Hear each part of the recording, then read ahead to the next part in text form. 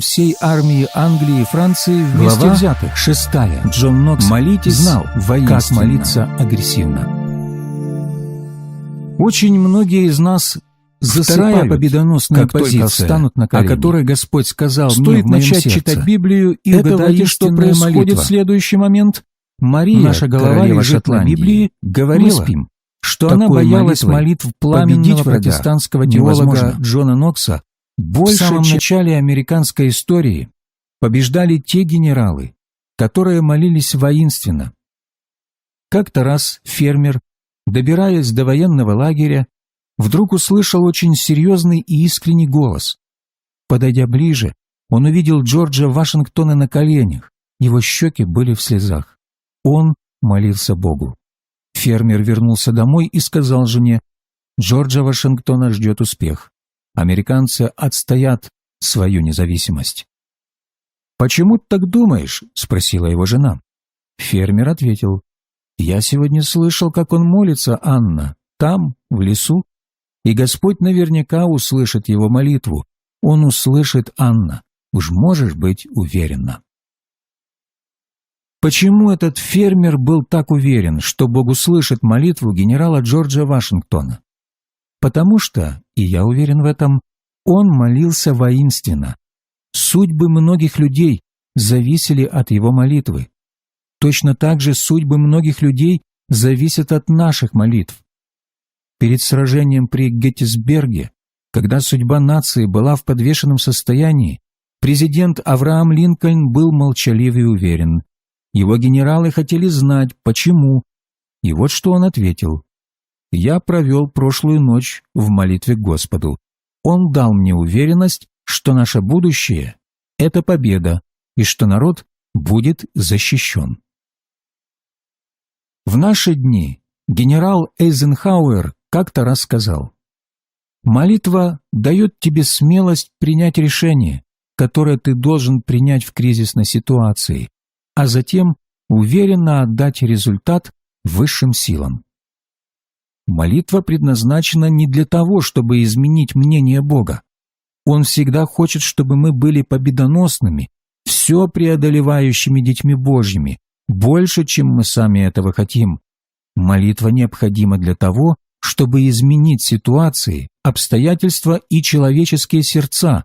Молитва нужна для поражения демонических сил, пытающихся помешать христианам. Я верю, что молитва таит в себе величайшую в мире неоткрытую силу. Молитва – это не то, о чем ты можешь просто подумать или поговорить. Молитва – это то, что нужно сделать. Сила самого Бога приходит на помощь, как ответ на молитву. Большинство людей, к сожалению, не до конца понимают значение молитвы. Почему так получается? Потому что здесь присутствует мистика, тайна, которая уводит эффективную молитву за пределы досягаемости для большинства верующих. Но мощные ресурсы молитвы достижимы.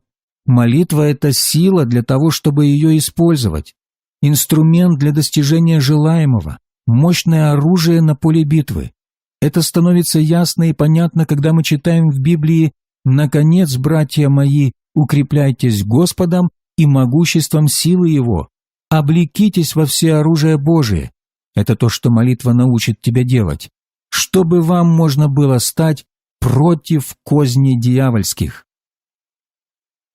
Один малоизвестный факт, который Бог хочет сделать ясным для нас, заключается в том, что козням дьявола возможно противостоять. Но чтобы сделать это, вы, конечно, должны узнать секрет молитвы, ибо оружие воинствования нашего не плотские, но сильные Богом на разрушение твердынь. Наше оружие не физические или умственные, они духовные. Одно из самых лучших наших оружий – молитва. Молитвенная сила в действии. Не один раз ученики Иисуса были свидетелями великой силы молитвы. Давайте прочитаем книгу Деяния, 4 глава, 31 стих. «И по молитве их поколебалось место, где они ученики, были собраны, и исполнились все Духа Святого, и говорили Слово Божие с дерзновением. Какие условия были соблюдены здесь? Верующие собрались вместе и молились. А вот какие результаты. Это место поколебалось, они исполнились силой Духа Святого, затем говорили Слово Божье не с оглядкой или страхом, а с великим дерзновением. Сначала они молились, затем пришла сила. Если мы сможем привести людей в наших церквях к таким молитвам, мы откроем ресурсы силы, благословения, помазания, доброты и сострадания, о которых мы даже не мечтали. Если мы убедим мир, что в нашей стране пришло время молитвы, результатом этого будет такое помазание, которого мы не видели до сих пор. Есть сражение, которое мы можем выиграть только в молитве. Победы даже над демоническими силами могут быть одержаны через молитвы. Молитва, если молиться, как было задумано и определено Богом, это огромная сила, страшное оружие против врага. Я говорю о молитве, которая изменяет мир. Когда люди правильно понимают значение молитвы и верно молятся, она становится величайшим источником неоткрытой, невиданной ранее энергии. Для того, чтобы молиться так, необходимо поменять наше мышление и наши молитвенные привычки. Такие молитвы могут изменить Церковь Иисуса Христа в Америке и повсюду в мире. Неважно, читаешь ты эту книгу в Соединенных Штатах или на Филиппинах, в России или в Южной Америке, кто бы ты ни был, где бы ты ни жил, я уверяю тебя, что через свои молитвы ты можешь получить и привести в действие силу Бога. Это возможно только через молитву. Если молиться вместе, то результат умножается. Корнилий узнал это, когда молился. Корнилий был благочестивый и боящийся Бога со всем домом своим. Если молиться всей семьей, сила молитвы возрастает. Бог говорит нам, что один может преследовать 1000, а 2 прогонять 10 000. Как понял Корнилий, когда молишься в единстве со своим домом, то становишься как армия, которая готова к бою. Молитва может изменить отдельного человека, но она может изменить и целые семьи. Когда Корнилий и его семья молились в единстве, Бог производил чудеса. Он послал за Петром, который был за 100 миль оттуда, чтобы он пришел и проповедовал им. В результате Корнилий и вся его семья исполнились Духа Святого. Такие вещи никогда не происходят случайно. Они становятся возможными через молитву. Точно так же, как молитва Корнилия изменила его жизнь и жизнь его семьи, молитва может изменить твою жизнь и жизни твоих близких. Если ты узнаешь секрет молитвы, как Корнилий, тебя, возможно, будут тоже вспоминать как человека, который изменил этот мир и его будущее. Настолько сильна молитва. Молитва высвобождает динамическую энергию. Своей молитвой ты можешь помочь другим. Апостол Павел говорил об этом назначении молитвы. «При содействии и вашей молитвы за нас, дабы задарованное нам по ходатайству многих, многие возблагодарили за нас». 2 Коринфянам, 1 глава, 11 стих. Видишь, ты можешь оказать действенную помощь, молясь за других людей, за другие служения. Корнилий изменил всю свою семью через молитву. Ты можешь сделать то же самое. Ты можешь благословлять других, ты можешь помочь миссионерам, ты можешь помогать своему пастору, своей стране и правительству.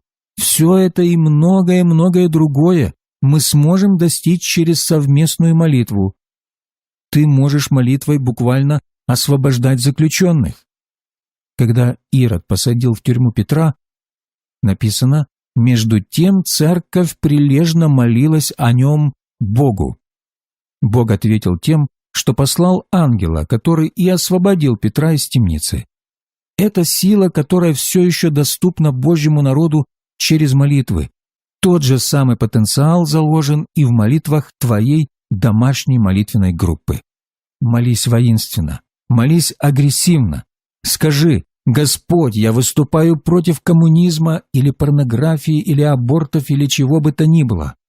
Смущай безнравственных мировых лидеров до такого состояния, чтобы они не знали, что делать, не знали, в каком месяце сеять зерно, как удержать свои барыши от землетрясений. Пусть они придут в замешательство. Дай им знать, что на небесах есть Бог и что они не знают Его. Молись против зла в своей стране.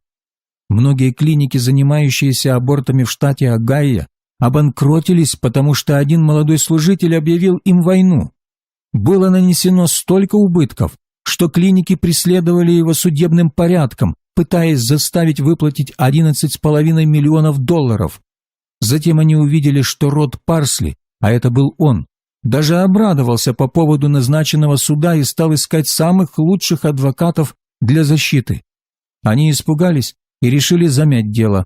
«Хорошо, давай забудем это, мы решили с тобой не судиться». Его церковь молилась воинственно. Когда они выходили на улицы, они молились силой и энергией, мощью и волей. Они выступали, одетые во всеоружие Божье. Молитва – это одно из важнейших орудий в таких духовных сражениях. Если мы не молимся воинственно, наши молитвы неэффективны. Молитвы позволяют также узнать Божью стратегию в каждой ситуации.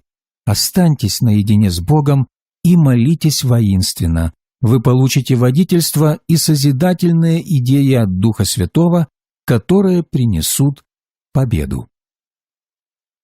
Но существует слишком много неправильных молитв. Мы слишком часто молимся мягкими, извинительными молитвами. Размах, протяженность наших молитв так же велики, как то, чего мы просим.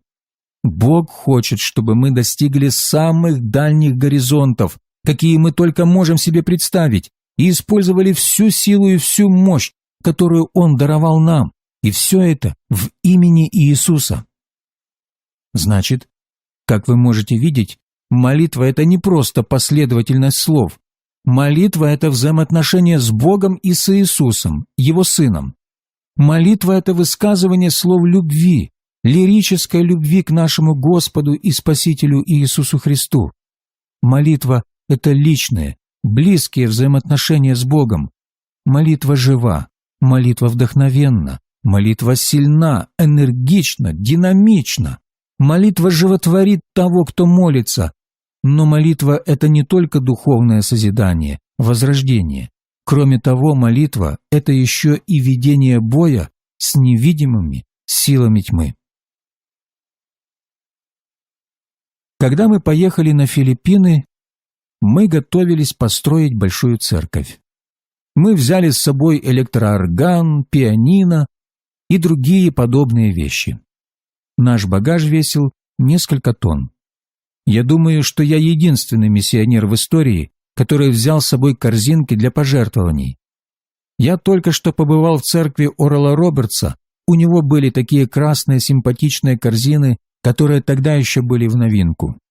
Я купил 12 таких же корзин, положил их в свой багаж и увез на Филиппины. «Что ты с ними делал?» – спросите вы. После посвящения церкви я наполнял их во имя Иисуса на каждом нашем собрании. Я полагаю, что это тоже было немножко агрессивно.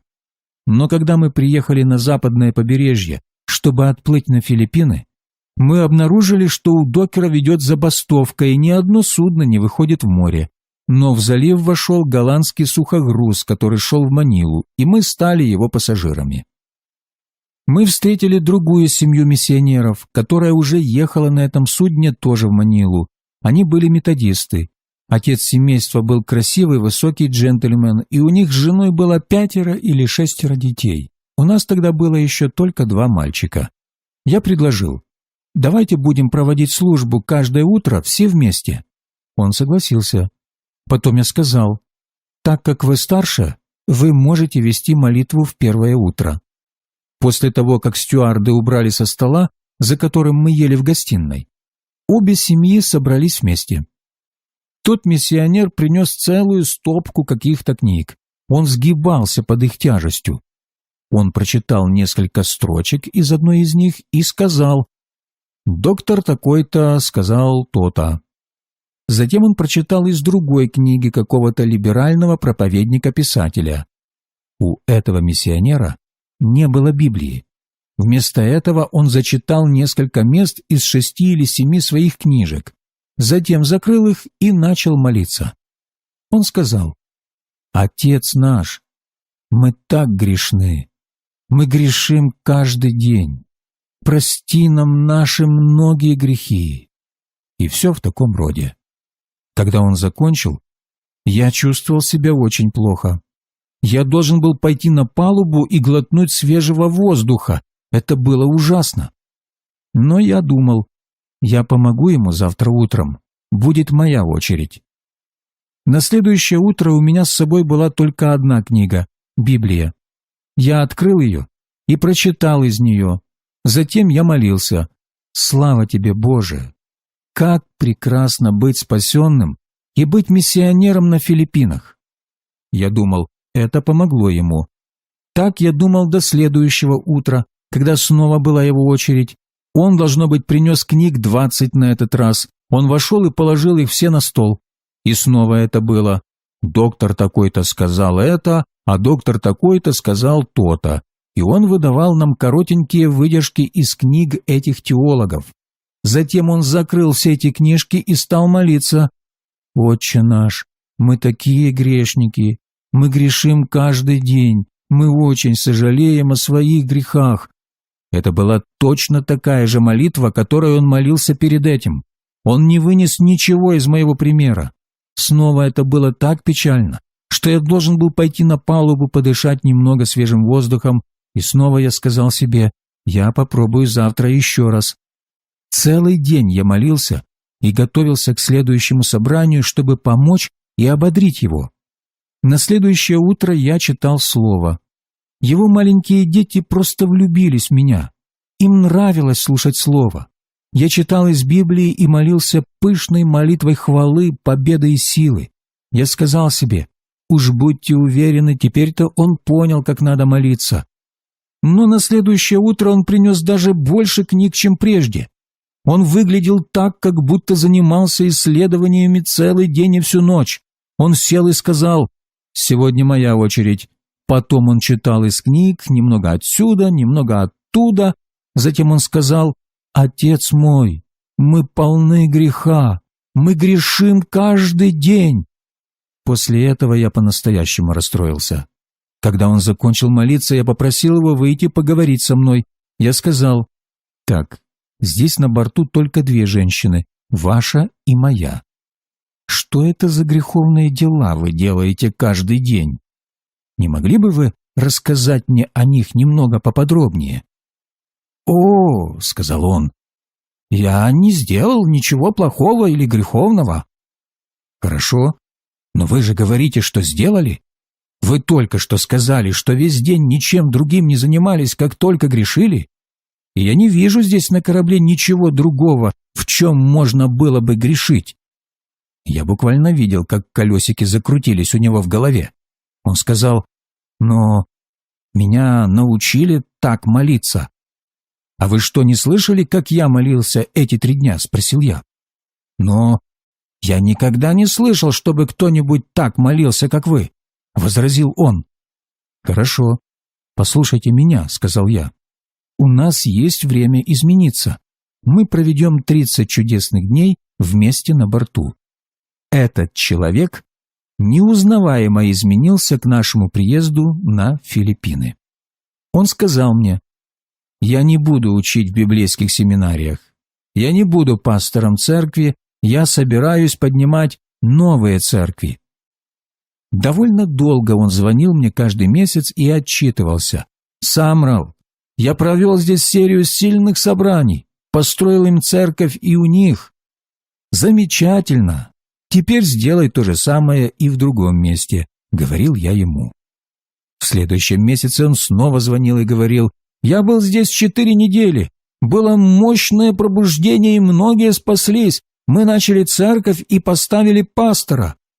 Он поднял в этой стране больше церквей, чем все остальные служители этой деноминации вместе взятые. Что он сделал? Он стал агрессивным. Он разозлился на дьявола.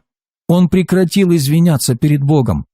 Если ты все время, изо дня в день, приходишь извиняться перед Богом, твои молитвы будут слабыми и никогда не принесут победу. Бог хочет, чтобы ты молился сильно. Настало время быть агрессивным. Не обязательно стоять на коленях во время молитвы. Вы можете танцевать и молиться. Вы можете размахивать руками, когда вы молитесь. Молясь так, вы наверняка не заснете. Но главное, вы должны молиться против дьявола. Молитесь против греха. Молись против безнравственности в высших кругах. Мы должны взять инициативу в агрессивной молитве, сильной молитве. Иисус молился с огромной силой. Илия молился с силой. Илия был человек, подобный нам, и молитвою помолился, в другом переводе убежденно и искренне помолился, то есть воинственно, чтобы не было дождя.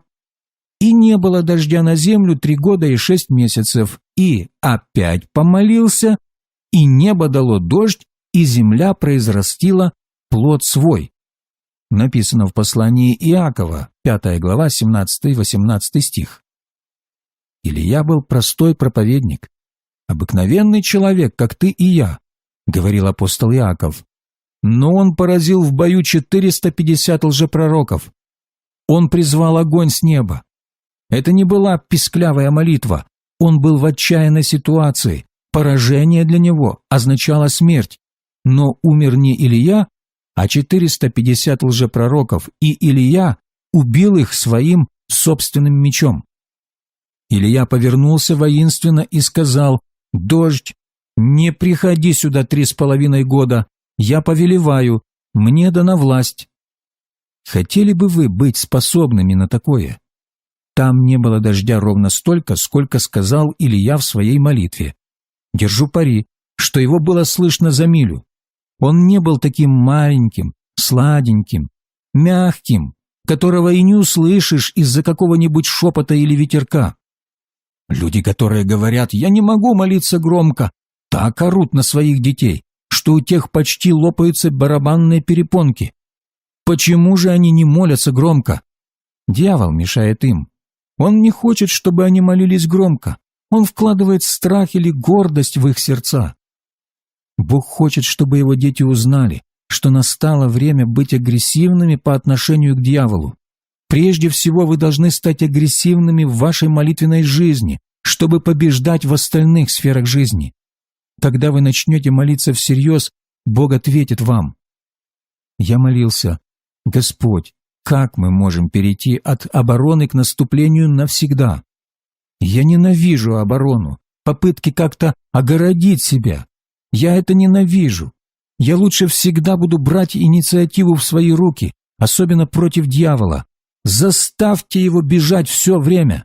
Разбейте его. Вы можете быть Божьим чемпионом в бою, если захотите. Настало время сказать: «Во имя Господа я изменяю свое отношение к молитве. Отныне я буду молиться воинственно, как это делал Моисей, Илия и Иисус. Пусть мои молитвы будут сильными, способными изменить мир. Боже, помоги мне молиться агрессивно». Это хорошая победоносная позиция, не так ли? Измени свой молитвенный стиль, и ты сможешь молиться воинственно перед Господом.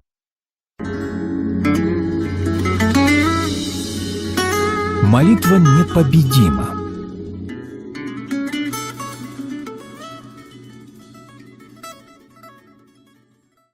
Да, молитва непобедима. Ее невозможно задавить.